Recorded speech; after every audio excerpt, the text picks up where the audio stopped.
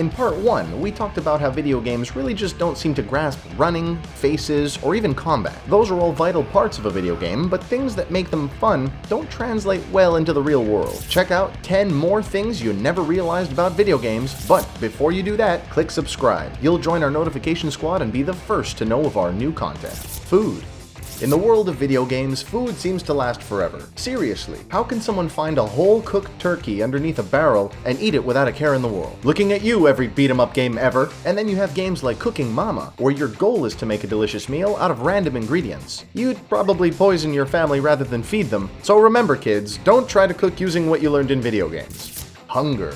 Have you ever realized that hunger meters in video games are just a countdown until you die? Think about it. In the real world, once you've had a meal, you don't really get hungry again for a while. Well, usually. And once you do begin to get hungry, it takes a while before you're to the point of physical weakness. If games would stop your hunger meter from decreasing for a set amount of time, it would be a lot more realistic and less annoying. Nothing is worse than running from a creeper in Minecraft only to tick below 3 hunger points and lose your ability to sprint. Hiss hiss, bang bang. Stealth.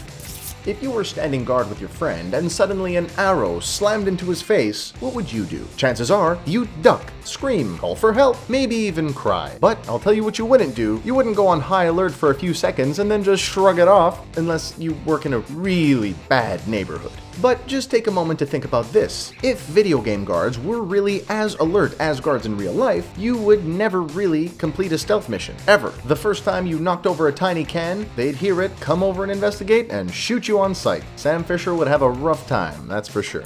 Money.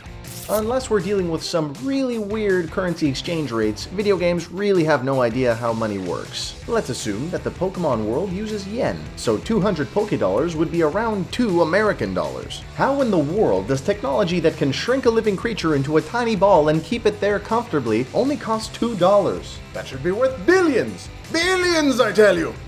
Relationships. Games that encourage relationship building have been on the rise lately, and we're not talking about games like Katawa Shoujo, Mass Effect, Harvest Moon, and countless other titles that actually reward players for following the love story of a game. Only problem is, that's not exactly how relationships work at all. Giving a girl gifts and doing nice things for her actually can work in the real world, but not nearly as much as it works in video games. And despite what Harvest Moon 64 may have taught us, you can't just show a girl your dog, not a euphemism, 100 times and make her fall in love with you. I mean, Fido's cute, but he's not that cute. Recoil.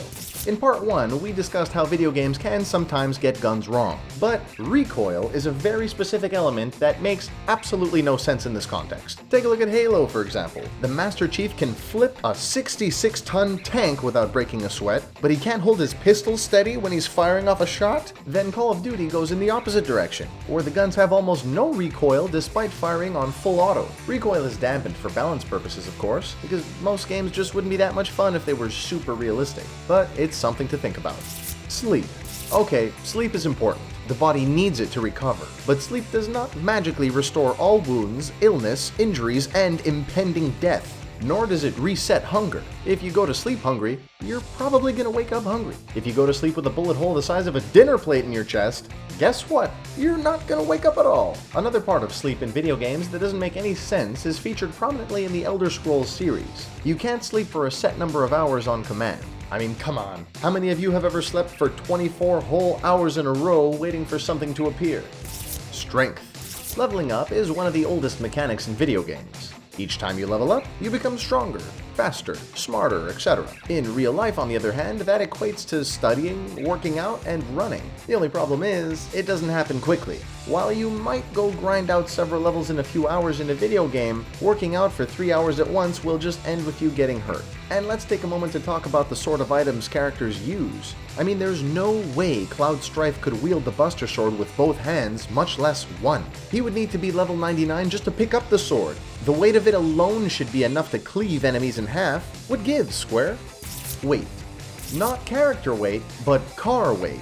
If you've ever driven a particularly light or heavy vehicle in real life, then you know the difference those extra pounds make in handling, speed, and acceleration. Most racing games just seem to ignore this and allow you to zip all over the track without any worries. Sure, some vehicles have better torque or handling than others, but that's about the extent of it. Racing games need to feel fast to be fun, but in doing so, they tend to sacrifice an enormous chunk of realism. Unless you're playing a simulator, in which case it can feel very similar to reality, just minus the steering wheel. Death. Death in video games is almost never permanent. There are some games, like Fire Emblem or some roguelikes, where death is the actual end of that character, but you usually have a bit of leeway in between. In some cases, you start off with a third of a cat, in other words, 3 lives. The true death comes when you hit the game over screen. Remember the first time you played Super Mario Bros. And fought Bowser? You probably burned through those lives quickly, only to be met, of course, with the ever-hated game over screen. Most game over screens force you back to the beginning of the game, so you can think about how you were defeated or take a rage quit. There you have it, 10 more things you never realized about video games. Which entry was your favorite? Like the video and let us know in the comments below. And if you want to see more content like this, subscribe to CBR and become part of our notification squad. Be sure to check out our next video, and as always, thanks for watching.